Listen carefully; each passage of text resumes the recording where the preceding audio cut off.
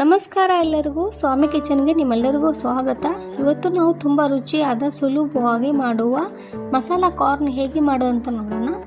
ಸಂಜೆ ತಿಂಡಿಗೆ, ಮಕ್ಕಳ ಟಿಫಿನ್ಗೆ ಅಥವಾ ಮಳೆ ದಿನಗಳಲ್ಲಿ ಇದು ತುಂಬ ಸೂಪರ್ ಸ್ನ್ಯಾಕ್. ಹಾಗಾದರೆ ಶುರು ಮಾಡೋಣ. ಮೊದಲು ನಾನು 2 ಫ್ರೆಶ್ ಆಗಿರುವ ಕಾರ್ನ್ ತೊಗೊಂಡಿರೋದು, ಅದರ ಸಿಪ್ಪೆಯನ್ನು ತೆಗೆದುಕೊಂಡು ಸ್ವಚ್ಛವಾಗಿ ತೊಳೆದುಕೊಳ್ಳಿ. ನಂತರ ಕಾರ್ನನ್ನು ಮಧ್ಯಮ ಆಕಾರದ ತುಂಡುಗಳನ್ನಾಗಿ ಕಟ್ ಮಾಡಿಕೊಳ್ಳಿ.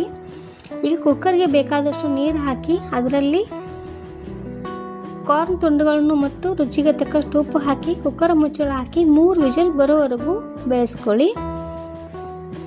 ಈಗ ಗ್ಯಾಸ್ ಮೇಲೆ ಒಂದು ಬಾಣಲಿ ಇಡೋಣ, ಬೇರೆ ಗ್ಯಾಸ್ ಮೇಲೆ.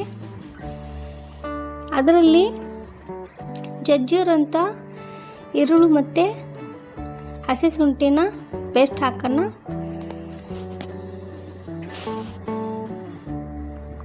ಈರುಳ್ಳಿ ಮತ್ತು ಬೆಳ್ಳುಳ್ಳಿನ ನಾನು ಪೇಸ್ಟ್ ಮಾಡ್ಕೊತಾ ಇದ್ದೀನಿ. ಈ ಬಾಣಲಿ ಬಿಸಿ ಆಗಿದೆ, ಅದಕ್ಕೆ ನಾವು ತುಪ್ಪ ಹಾಕೋಣ.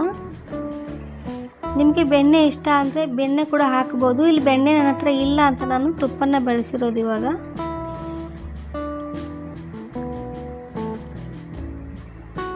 ತುಪ್ಪ ಬಿಸಿ ಆಗಿದೆ.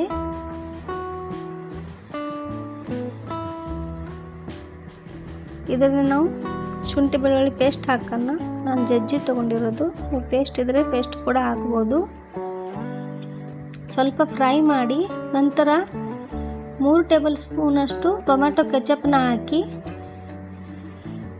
ಇದಕ್ಕೆ ಧನಿಯಾ ಪುಡಿ, ಜೀರಿಗೆ ಪುಡಿ, ಚಾಟ್ ಮಸಾಲ, ಸ್ವಲ್ಪ ಕಾಳು ಮೆಣಸಿನ ಪುಡಿ, ಕೆಂಪು ಮೆಣಸಿನ ಪುಡಿ ಮತ್ತು ಉಪ್ಪು ಹಾಕಿ ಚೆನ್ನಾಗಿ ಕಲಸಿ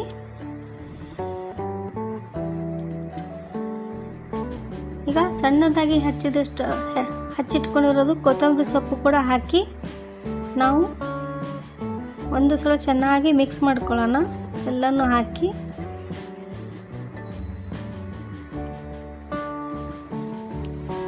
ಕಾರ್ನ್ ಕೂಡ ಇವಾಗ ರೆಡಿ ಆಗಿದೆ.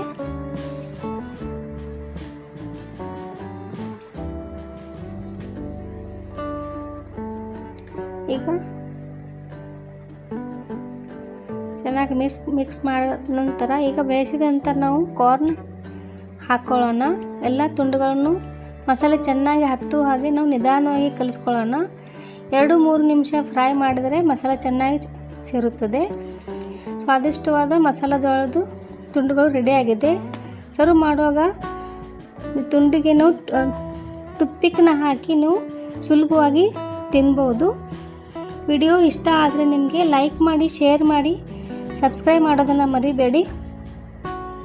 ಮತ್ತೊಂದೇ ರೆಸಿಪಿ ಜೊತೆಗೆ ಸಿಗೋಣ. ನಮಸ್ಕಾರ.